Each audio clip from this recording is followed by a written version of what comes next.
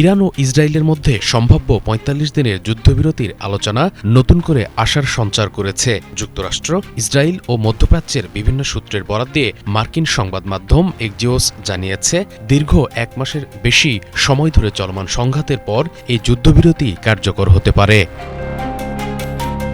প্রতিবেদন অনুযায়ী প্রস্তাবিত এই যুদ্ধবিরতি ২ ধাপে হতে পারে। প্রথম ধাপে ইরান, যুক্তরাষ্ট্র ও ইসরায়েল পরস্পরের বিরুদ্ধে সামরিক হামলা থেকে ৪৫ দিনের জন্য বিরত থাকবে। এই সময়ে মধ্যস্থতাকারীদের উপস্থিতিতে স্থায়ী যুদ্ধবিরতির লক্ষ্যে আলোচনা শুরু হবে সংশ্লিষ্ট দেশগুলোর মধ্যে। সংশ্লিষ্ট সূত্রগুলো মনে করছে, এই আলোচনা সফল হলে তা একটি দীর্ঘমেয়াদী সমঝোতার পথ খুলে দিতে পারে।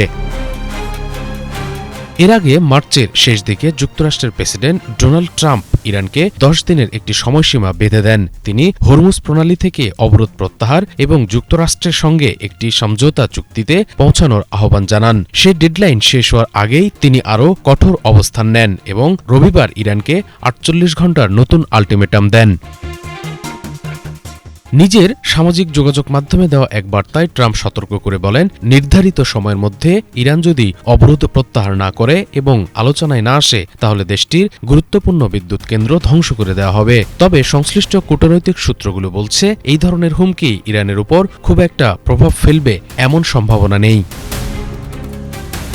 বরং তারা মনে করছেন, আলোচনায় থাকা ৪৫ দিনের যুদ্ধবিরতি বর্তমান সংকট নিরসনের সবচেয়ে কার্যকর পথ হতে পারে। ইতোমধ্যে এই প্রস্তাব নিয়ে আলোচনা চূড়ান্ত পর্যায়ে পৌঁছেছে বলেও জানা গেছে।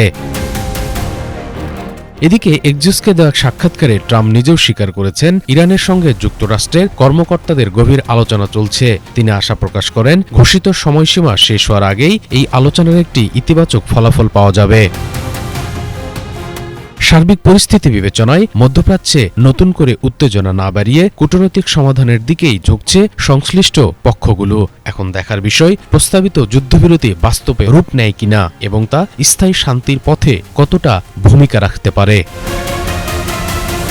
শুভ ইসলাম, বাংলা ভিশন, ঢাকা।